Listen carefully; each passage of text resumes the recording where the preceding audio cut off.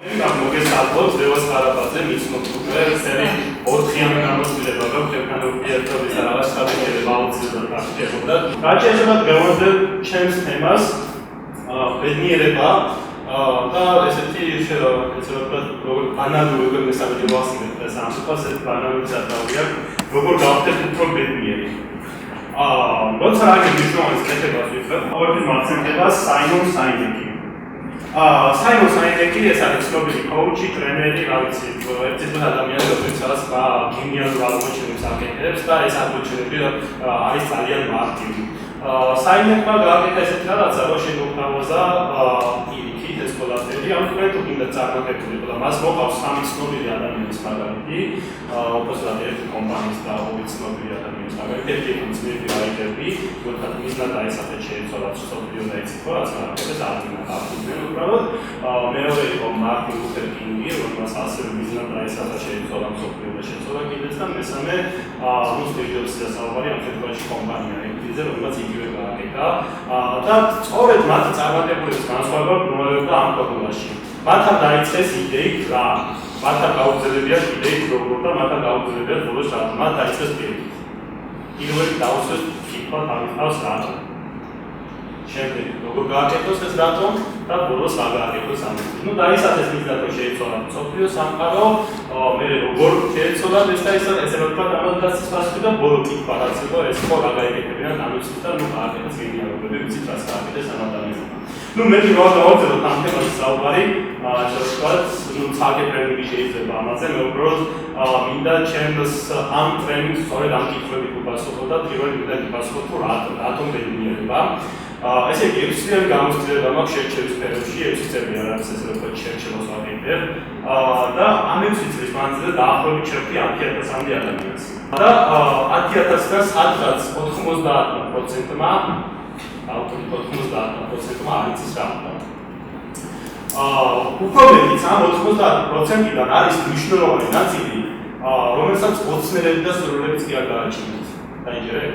აი სურვილი მარტივი სურვილია და ნუ არის სურვილები არ აქვს, ოცნებები არ აქვს და წარმოიდგინეთ დღევანდელი სამყარო, დღევანდელი მობილური სამყარო, როდესაც ეს ტექნოლოგიები ესეც სწრაფად იცვლება, შრომის ბაზარი ეს მობილურად ვითარდება, ის ზოგი პროფესიები საერთოდ მოქმედება, ზოგი ახალი იქნება და ეს ვთქვათ, ძალიან ეს სმარტი უნდა იყოს, რომ ახალ გარემოს მოერგო და შესაბამისად ამ დროს არსებობენ ადამიანები, რომელთაც არ იციან რა უნდათ და სურვილები და ოცნებებიც არ გააჩნიათ. შესაბამისად მივხვდებით, რომ ეს ადამიანები არიან ძალიან დეზორიენტირებულები გარემოში და ნუ მათი ეს ვთქვათ, ათბალიანი შკალი თუ შევაფასებთ მათ ბედნიერებას, ალბათ დამეთანხმებით, რომ იქნება სადღაც გუნდიდან ერთხელ. ამ ძალიან დაბალი. კომპანიის მიზანი ეს არის წარმატებული იყოს, შესაბამისად წარმატებისთვის აუცილებელია, რომ ეს ვთქვათ, კომპანია დაკომპლექტებული იყოს ბედნიერი ადამიანებით, ანუ რაც ბედნიერი ადამიანების კომპანიას ეს ვთქვათ, წარმატებული ეს კომპანია, ან ბედნიერი ადამიანებით დაკომპლექტებული გუნდი შეიძლება და ჩემი როგორც ის მიზანიც ეს არის, რომ აქედან მაღალწილად და ბედნიერი თანამშრომელი პარტნიორს ორგანიზაციაში. მეორე კითხვა, რომელსაც მოვასწრო, ეს არის როგორ. ბევრი ვიფიქრე ამაზე, აი როგორ შეიძლება რომ რაღაც X level-დან ბედნიერებს რაღაც X ტონიდან გადავიყვანოთ, თუმცა X მინიმუმ X პლუს ერთ რაღაც level-ზე, ხო? ტონიზე და ბევრი ვიფიქრე შემდეგ ერთ რაღაც მივხვდი დასკვნად, რომ ერთადერთი რაც შეიძლება იყო ინფორმატორი, მე კი არაფერი. ანუ მოგაწოდოთ მხოლოდ ინფორმაცია. როცა კითხვას ვამ რა არის ბედნიერება და როცა პასუხს ვეყოლო, არ არსებობს უარყოფითი პასუხი. იმიტომ რომ როგორ შეიძლება რა არის ბედნიერება გააცნო. ზოგი ადამიანის ეს არის ბედნიერება, ზოგიერთის ეს არის და ყველა პასუხი სწორია. არასდროს პასუხი უბრალოდ არ არსებობს. დამეთანხმებით ხო ამაში. იმიტომ რომ ყველა ინდივიდი არის და მას გამოარჩევს ის, რომ მას აქვს თავის ბედნიერება. როცა ამ კითხვაზე პასუხობს ხოლმე ამ ვიფიქრებ ეს რა არის ბედნიერება, თქო ყოველთვის მახსენდება მარტოელის არის უდიდესი და მარტოალი პატარებელს არის გამოგწევი. როგორც საუბარი იყო ისე ერთი არის რომელიც ლონდონის ქუჩებში ცხოვრობს და მახორობით და ქურდობით იჩენს თავს და მეორე არის უფლისწული თვალსაჩინო ეს არის თეოდორელის თვალის წარმომადგენელი, რომელსაც უკვე ყველა სურვილი დაიკმაყოფილა, არ იცის მეტი რა გააკეთა, ამით არის უბედური. ანუ ერთი არის უბედური, იმიტომ რაღაც სურვილებს ვერ იქმაყოფილებს, იმიტომ რომ არის ღარიბი და შეუძლია ამ სურვილების დაკმაყოფილება, მეორე კიდე არის უბედური, იმიტომ რომ ყველა სურვილი აქვს დაკმაყოფილებული და უბრალოდ მეტისური არ გააჩნია, არის რა გააკეთეს და მოწმინდა და უნდა გავიდეს ქუჩაში და როგორც ჩვეულებრივმა მოქალაქე, როგორც ჩვეულებრივ ადამიანმა ესე იცხოვროს. შესაბამისად, აქედან ძალიან მარტივი დასკვნა ისეთი იქნება, რომ ბედნიერება ეს არის ძალიან ინდივიდუალური. ან როგორ უნიკალურია, აი როგორც თითის ანაბეჭდი არის ადამიანის უნიკალური, ისე არის ბედნიერების აღქმა მისთვის უნიკალური, ხო? მიუხედავად იმისა, რომ ამ დასკვნამდე შეიძლება მივიდეთ, მაინც არის ერთი საკითხი, რომელიც ამ ადამიანს აერთიანებს და როდესაც ჩვენ ყველას აერთიანებს და მთელი ტრენინგი ეს რო თქვა ამიმართლებით უნდა გავაგზავნო. ორივეს უნდა იმის კეთება, რაც უნდა რომ აკეთოს. რატომ არის ბავშვები ბედნიერები?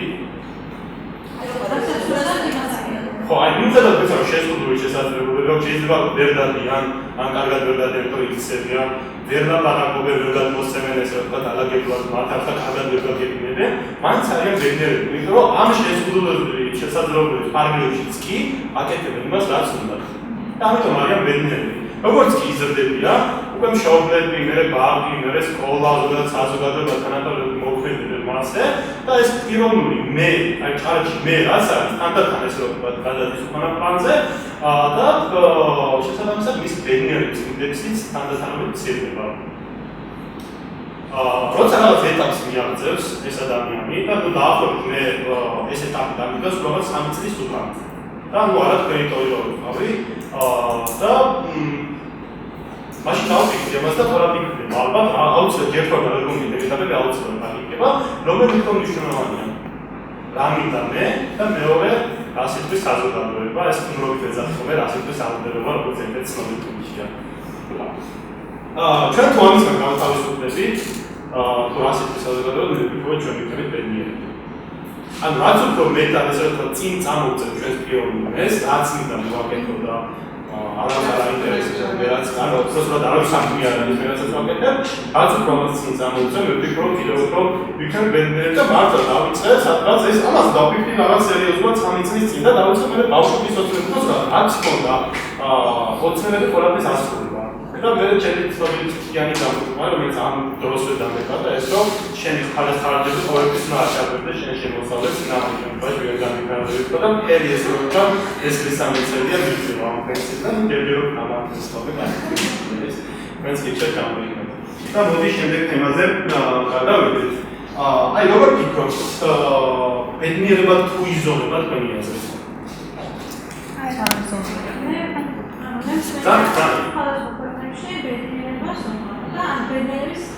აი სწორი რას ვიქნებ? მე ჩემი აზრით ინდივიდუალური ადამიანისთვის შეიძლება ერთი ადამიანისთვის ვიღაცისთვის უკმაყური იყოს ბედნიერების მიზეზი და ვიღაცისთვის ჰავაიზე ვიდა და რაღაც. ბედნიერების განმზომი არ საშუალება არსებობს ფასიფარიტული სოფლიოს ასეთი გავარდა გადადგეს მოსასწრებელი უკმაყურებულ არსებობს ბედნიერების განმზომი. აი არ დამიჯერებ და ზუსტად 2 წლის წინ გავზომე ბედნიერებას და ბედნიერებას გავზომე და როგორ გავაკეთე ახლა ეს მომიყვებით ეს არის ბედნიერების გორვალი რომელიც ზუსტად ვეძებდი რაღაც ინფორმაციას ინტერნეტში და ერთ-ერთი რაღაც ტრენდს ვკითხულობ ესე ვთქვათ ტექსტობრივად მომწევდი და ბედნიერების ინდექსი ან ბედნიერების გორვალი ესე ეძახიან ამ გორვალს რომელიც შემდგა და მე როცა მივიღე რაღაც ასე ვთქვათ ნათელი ასუქი კითხვაზე ბედნიერება რა არის, ნუ ჩემთვის ესე ნათელი ასუქი, თუ ესე ასუქი მაქვს არ მენიო, რატომ არ შეიძლება ეს მათემატიკურად დაიზომოს და რაღაც დონეზე გავზრდო მათემატიკურად. მილტონ ერიქსონი ეს არის ადამიანი, რომელსაც აქვს საოცარი ისტორია. სადღაც 17 წლის იყო, როდესაც შეეყარა პოლიემერიკა. ესე დაავადება არსებობს, რომელიც მხოლოდ აზროვნების უნარს იტოვებს და სხვა ყველაფერი ეთიშება. საერთოდ ვერ მოქმედებ, რომ თვალები შეგიძლია რაღაც ან თეატრად პარალიზებული. და ეს ადამიანი იხსენებს, რომ როდესაც ანუ მემუარებში ვაიბა ხო? და იხსენებს ერთ-ერთ როდესაც ექიმი მოვიდა დედასთან და ეუბნება, რომ სადღაც გაქენებამდე ეს ბავშვი გაატანს, ნუ ის 100% გადაეცვა და რაღაც ამზადებს, რომ მომზადებულიყო და იხსენებს, რომ ამან დედასთან გონება აქვს ამბობს და ამ ბავშვს კაცი ეუბნება. და შესაბამისად მიზნად დავისახე რომ რაღაც თუ მე გადავრჩებოდი ცოცხალი, ან მზის ამოსვლამდე, ან მე მზეს დავინახავდი, მე როგორ აღარ მოვდებოდი. ნუ დაახლოებით ესეთ დაიჯერა და მართლა დაიჯერა და ეს ადამიანმა როგორც გადაიჭრა, ან მოხდა გაუძლო ყველაფერს გადალახა ეს და შემდგომ 6 თვის განმავლობაში პოლიომერიტი ასე დავადვა რომიდან განკუთვნება ნულის ისტორია ალბათ 6 თვის განმავლობაში ეს გაიგო პირველი განაჩენი გადადგა ერთ წელიწადში მე აბსოლუტურად ჯანმრთელი ადამიანი იყო და მე დაიწყო მის მუშაობა და ასე ვთქვათ გახდა წარმატებული ფსიქოტექნოლოგი ანუ შეიძლება მას სიტყვით და რაღაც დაჭერებით განეკურნა ადამიანი და ახდენდა სასწავლებს, მართლა ახდენდა და როდესაც ეს თავის თავზე ქონდა გამოძილი, მით უფრო დამაჯერებელი იყო სხვათა ურთიერთობაში. ერთი ეს იყო ფსიქოტექნოლოგი, რომელმაც